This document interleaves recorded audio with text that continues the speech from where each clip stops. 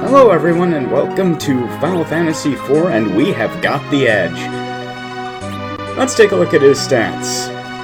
Okay, decent enough attacker. He'll still need a few levels to catch up with everyone else, however. Okay, so Edge is a ninja, a class that first showed up in Final Fantasy I. I equipped him with the boomerang that I bought earlier in the Eblon thing to give him some help against flying opponents, but he's not up to snuff right now.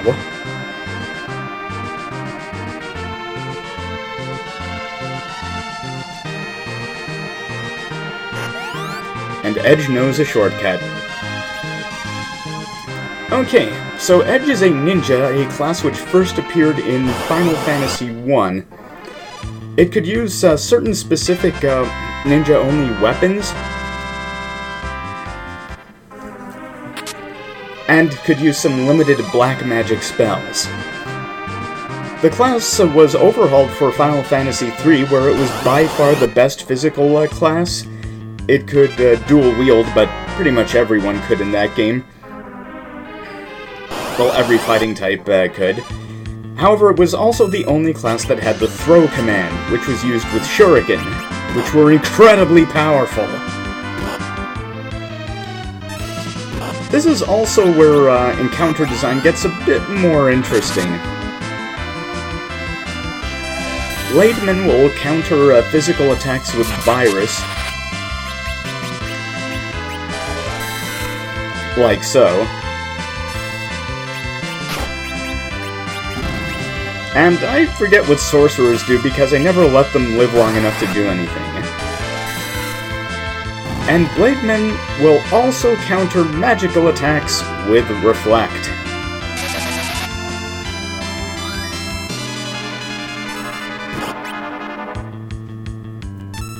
Okay, so the problem with Edge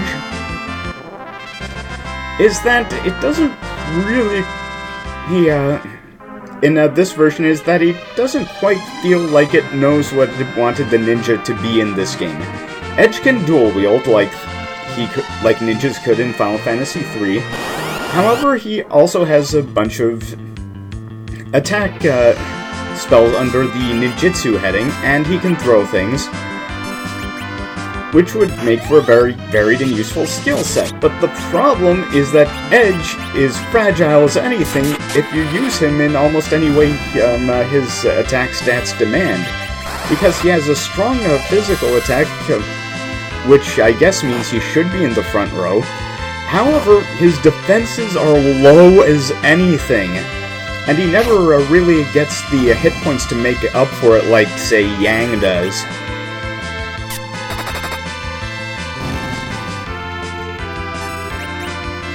So the best thing you can do for a fair amount of time while he's in your party is just put him up there and hope for the best. You could stick him in the back and just have him toss things all the time, but that can get pretty expensive. There are weapons you can buy that he can throw,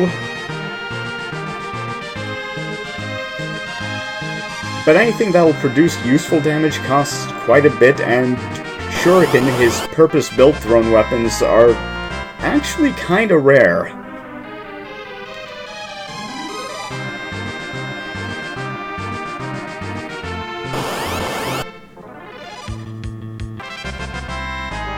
Yeah, the eggs in here are the same as the ones we fought in the Eblon Cave. They just hatch Lamias. Now we're gonna heal up before we do this monster in a box.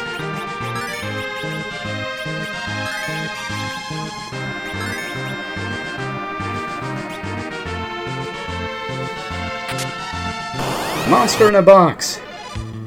Well, now there are ogres, okay?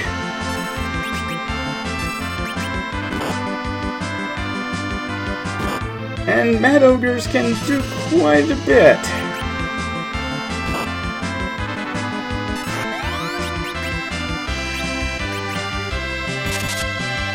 So the things that save Edge from being deadweight are the fact that he does get quite a few useful weapons. his ninjutsu abilities can actually be fairly strong. He has high agility, which means higher than normal evasion. And throw does a lot of damage.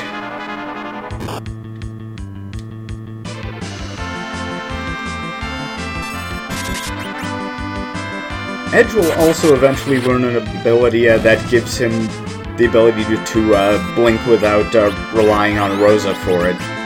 But that's a little ways off.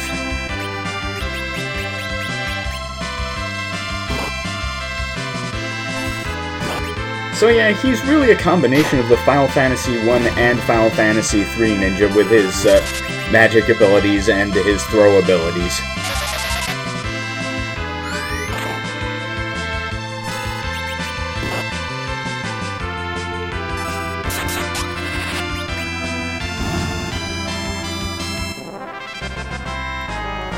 And we survived that encounter. And we got an ogre slaying axe, plus 9 against ogres.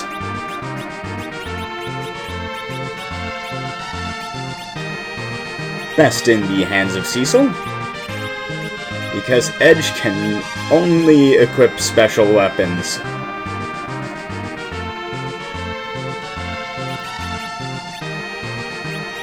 Yeah, basically between Final Fantasy I and Final Fantasy IV and onwards, they changed it so that from ninjas being able to equip other weapons to ninjas being only able to equip daggers and ninja weapons. So we won't have any more ninjas running around with Excaliburs like we used to, unless you're playing Final Fantasy Tactics, in which case, go nuts, you're gonna need it. Oh, boy. So, let me show you the difference between not having the Ogre Axe and having the Ogre Axe.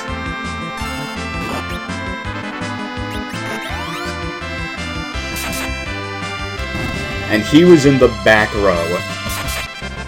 Still, that fight did not go quite as well as I had planned because, well, Blaster is a problem. It is a real problem that can kill you.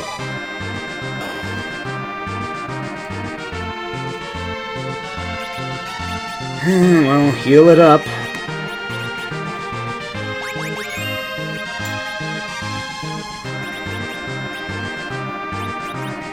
Just more using Cure 1.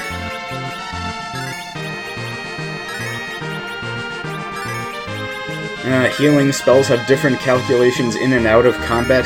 Feels like I'm playing Suikoden again.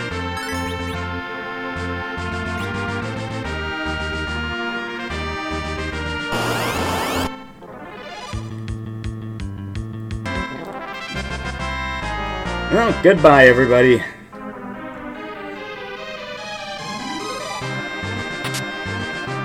The thing about Radia's summons is that she can reliably blow up anything, almost anything you fight if you have her appropriate summon roster on hand.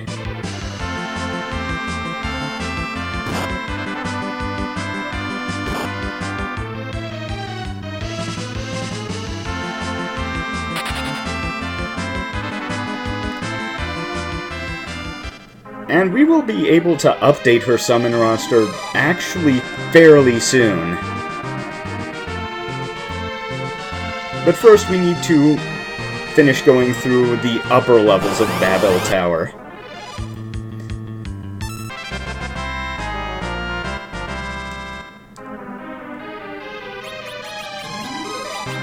Yeah, Babel Tower actually has two different levels, upper and lower levels, and the two sets are not actually connected in any way.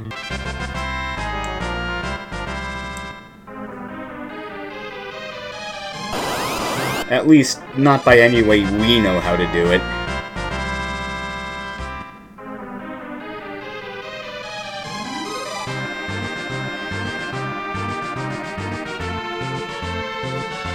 This, by the way, was a longer dungeon than I anticipated, and I ended up taking quite a beating all the way through.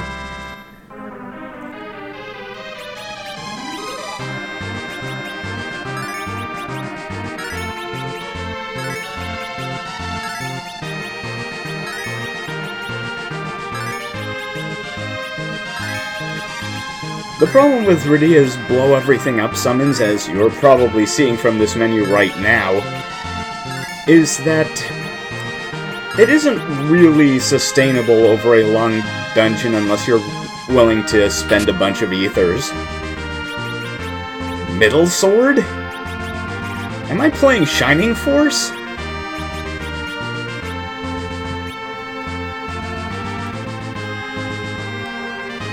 Well, I guess if there's a short sword and a long sword, there should be a middle sword.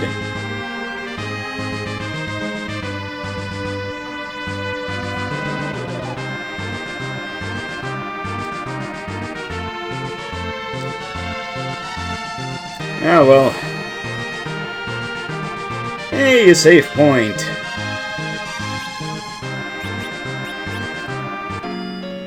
Come to think of it, though, I do have a bunch of ethers.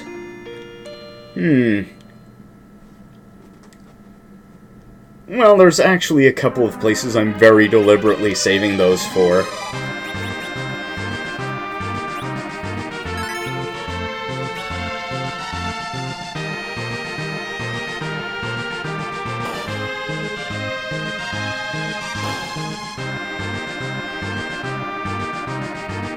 Why does it say basement floor?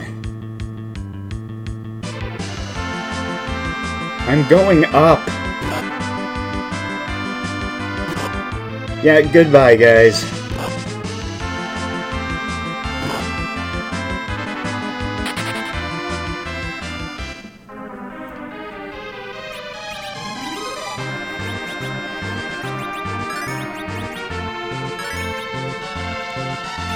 Okay, just healing up, though I don't know exactly why I'm doing that, considering...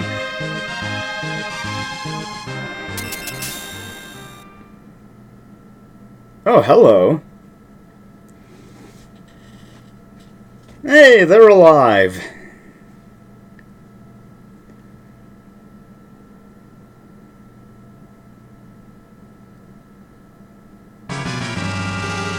Hey, they've been brainwashed. Hey, they've been monsterized. Okay, this is actually a scripted battle. Only a certain amount of time needs to pass. But I still have people do things so that I didn't lose focus or get bored or whatever. Okay, the King and Queen of Eblon can't actually be beaten through normal means. You just have to wait it out. And they don't do any damage worth speaking of. By the way, I also equipped Kana with some blizzard armor and an ice shield that I could buy back in the Eblon refugee town.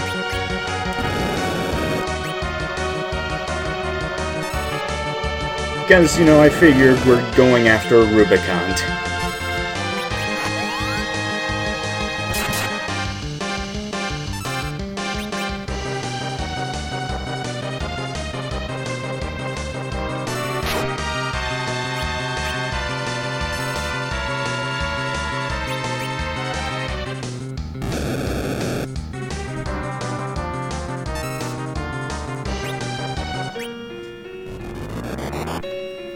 And here we go.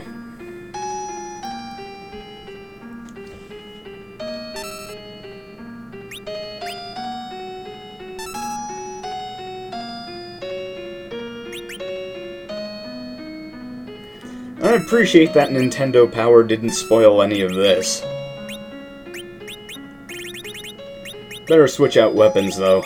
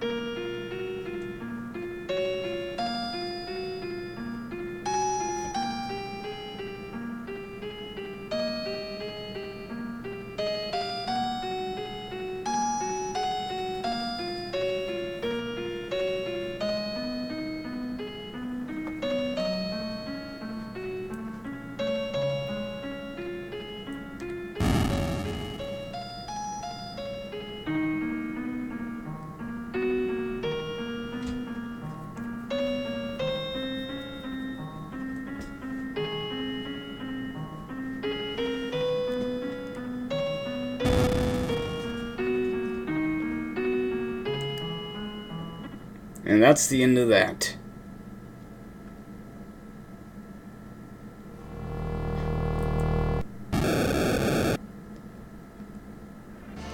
You just chose the wrong time to show up. Oh. Rubican't didn't like that either.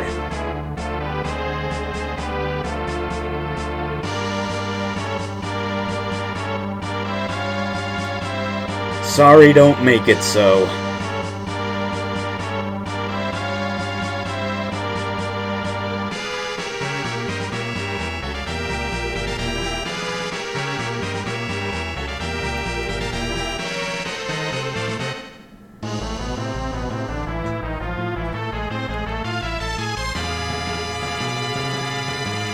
Okay.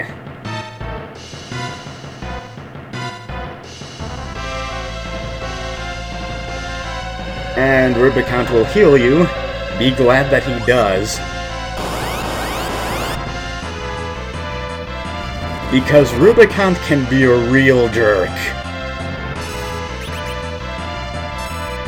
He's weak against cold attacks, but when his cloak is up, he absorbs all elemental attacks, including ice.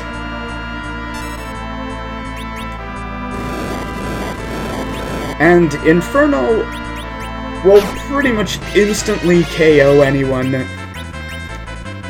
who doesn't have any ice resist equivalent, which will be most of your party.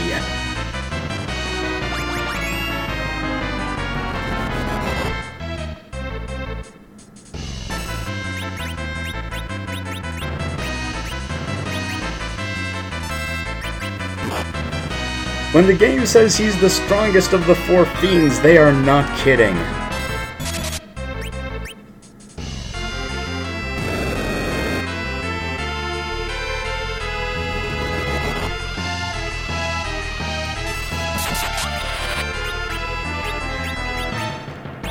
However, because you people have a lot of things that he's weak to, even his very substantial number of hit points should go down fairly easily.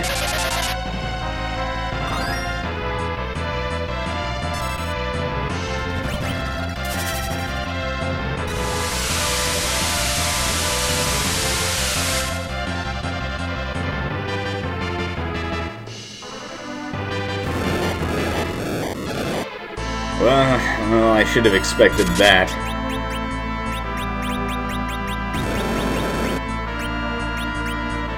I love it when bosses have attacks that instant kill you, not because of it's a Doom attack, but just because it does a tremendous amount of damage. And speaking of huge damage, Kane comes through. Yeah, I'm thinking of bosses like Reverie from Trails in the Sky. And hey, we learned Float! That's going to make what I have planned next much easier.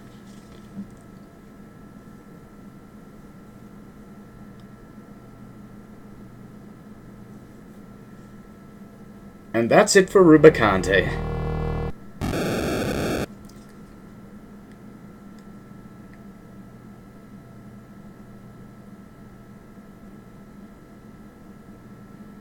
Well, at least someone succeeded at revenge in this game.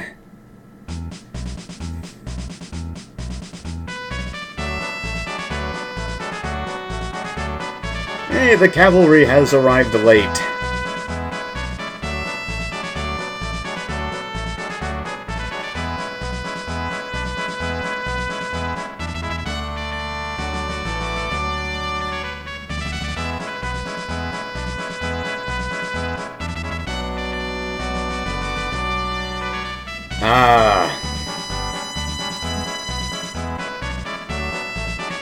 Yes, there is a power that lies on the moon, so we gotta stop him from going there. Because the moon is always important, because Japanese game. I don't like that Golbez guy.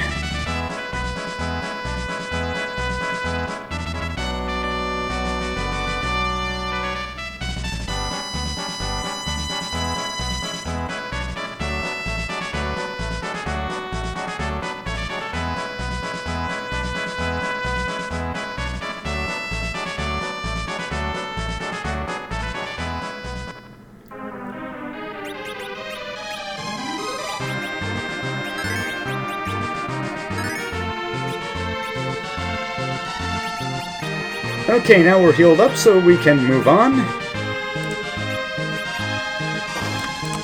Okay. So, now let's get all these it's a Final Fantasy game, alright.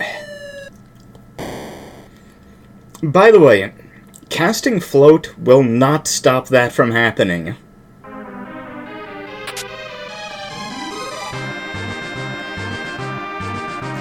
That pit will get you no matter what you do. Well, I guess it's time to leave.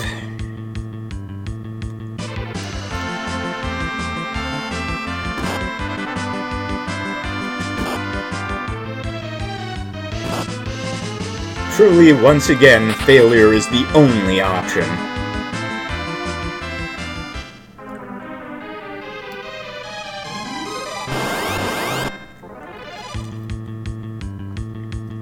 Oh! Queen Lamia. This is actually a fairly rare encounter down here, from what I remember anyway. People are always free to prove me wrong.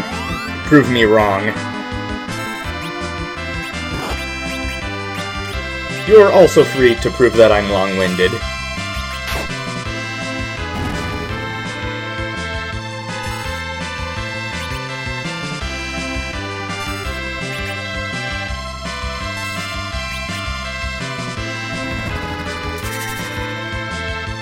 Well, time to scramble some eggs and we'll be going. I don't even know what Queen Lamia is supposed to do.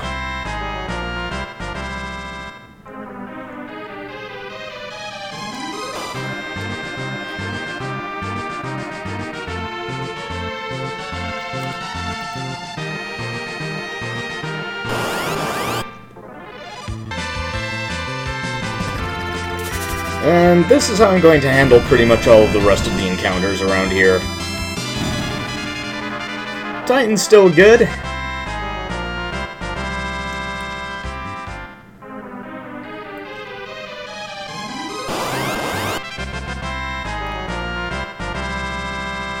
Thankfully, though, we are almost done with this journey to Babe Hill. Damn it.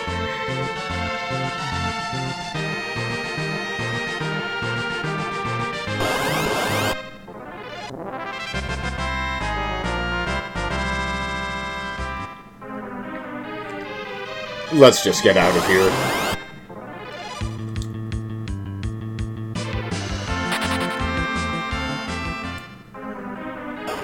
My patience is 0. Hey!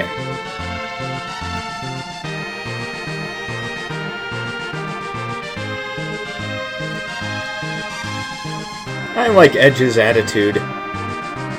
Oh yeah, Edge can also steal. That's something I forgot to mention earlier. He does have the steal ability, and I forget exactly when that showed up. And it couldn't have been showed up earlier than 3, I'm sure.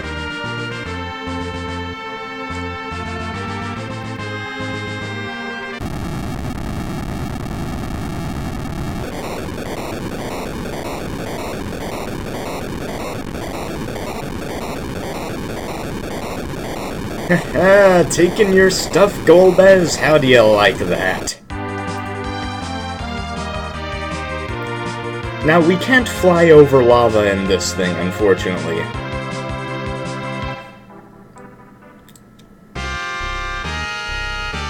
Well, let's see what the dwarves have to say.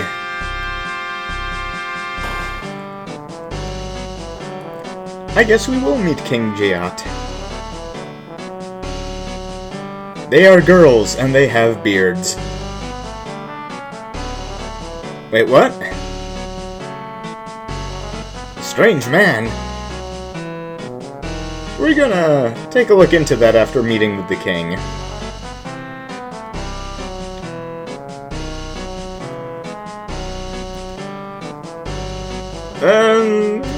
Not great. Oh.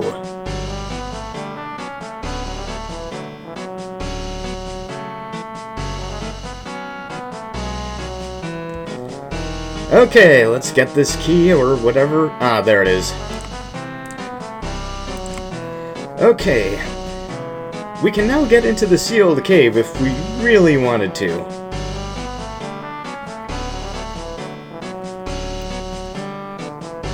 Well, yeah, we'll do our best. That lot of good that's done us so far. But now we need to go see about that strange man.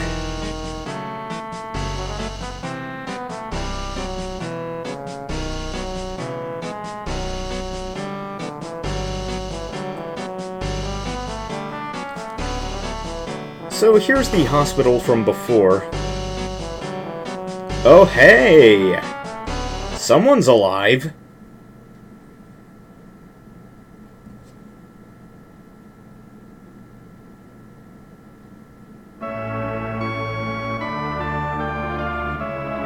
Yada yada does it. Who's this chap? I'm pretty sure that Edge said something stronger than chap in the original version. He's a prince, not that you could tell.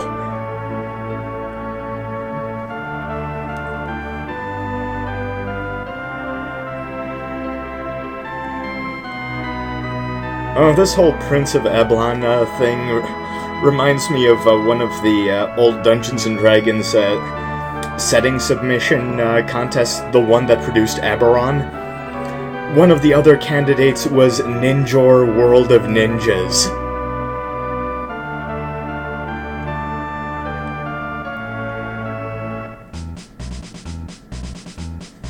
Yeah, because Sid actually fixed up the Enterprise to be able to fly over lava earlier.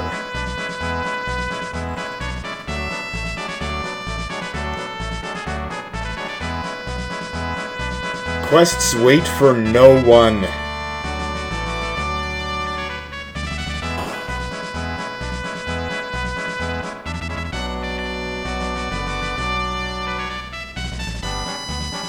So now we get another modding the airship cutscene.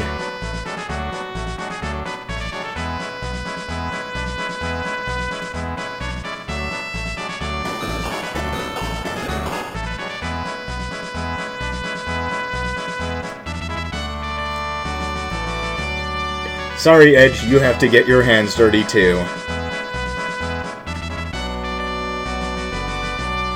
No slacking on the job. Sid is watching you.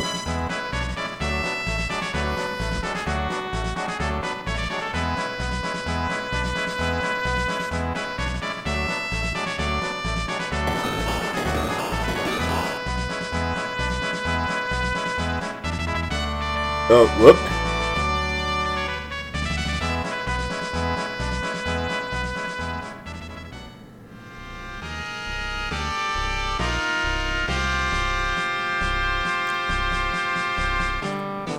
Yeah, now that we can fly over magma, we could head to this sealed cave and advance the story. Oh, Sid! Don't leave us now.